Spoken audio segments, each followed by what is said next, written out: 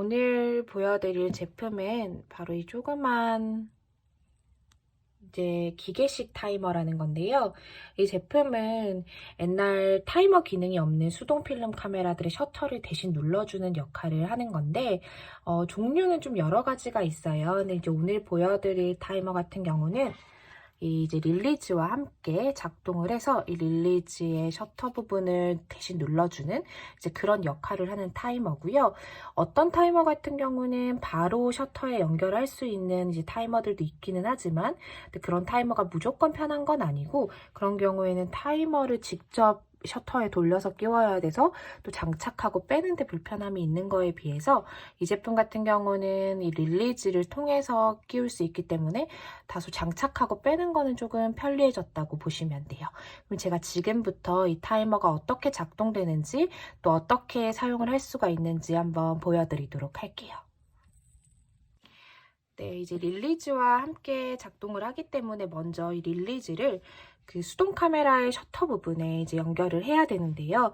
대부분 수동 필름 카메라들은 릴리즈를 장착할 수 있게 되어져 있어요. 사이즈도 거의 대부분 한 가지 사이즈로 통일되어져 있기 때문에 웬만한 수동 카메라에는 다 사용이 가능하다고 보시면 되고요. 릴리즈와 타이머가 분리가 결국 되기 때문에 각각 따로따로 사용하는 것도 가능해요. 그래서 일단은 이제 이 릴리즈를 셔터 부분에 꼽아주게 돼요. 이렇게 이제는 눌러서 돌려서 끼우게 되는데 릴리즈 사용법은 제가 유튜브에 또 따로 올려둔 영상을 참고해 주시면 좀 더 좋으실 거예요. 그래서 이렇게 이제 돌려서 끼우게 되고요. 그리고 이 부분, 뒷부분을 이 타이머에 연결을 하게 돼요.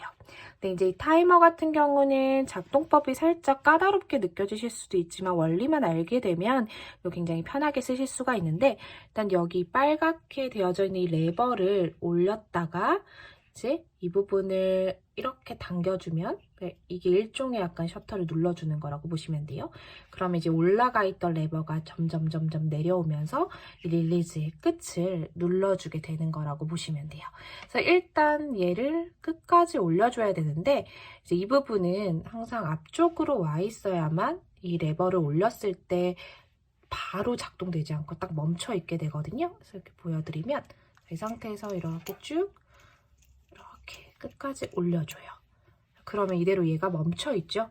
이게 이제 이 방향으로 가 있기 때문에 멈춰져 있는 거고 릴리즈를 꽂고 나서 딱 방향을 옮겨주게 되면 타이머가 시작되게 돼요. 이 릴리즈를 타이머 부분 이쪽에 이렇게 꼽아주게 돼요.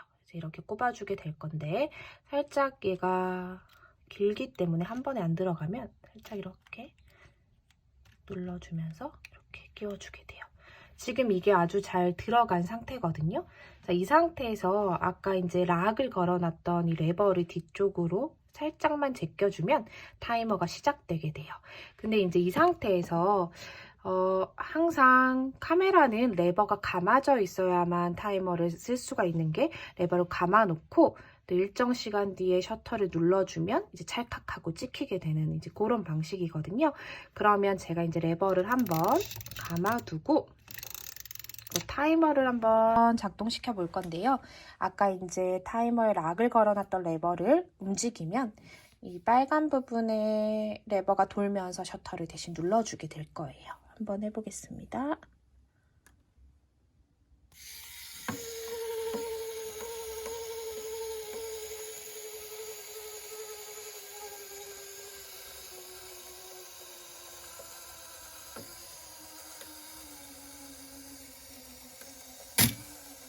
네, 방금 찰칵하는 소리가 들렸죠? 그게 이제 이 릴리즈가 대신해서 셔터를 눌러준 거고요. 이 초수 같은 경우는 릴리즈가 어느 정도로 눌러졌을 때 찰칵하는지가 카메라마다 약간 차이가 있다고 보시면 되고 보통은 10초 이상은 된다고 보시면 돼요.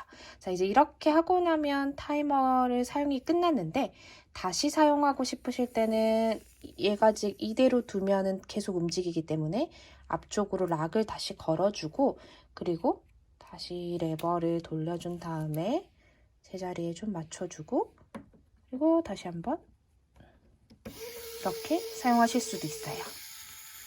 멈출 때는 다시 멈춰주고 릴리즈를 빼고 싶으실 때는 다시 레버를 최대한 위로 올린 다음에 릴리즈를 이렇게 빼면 간단하게 빼실 수가 있어요.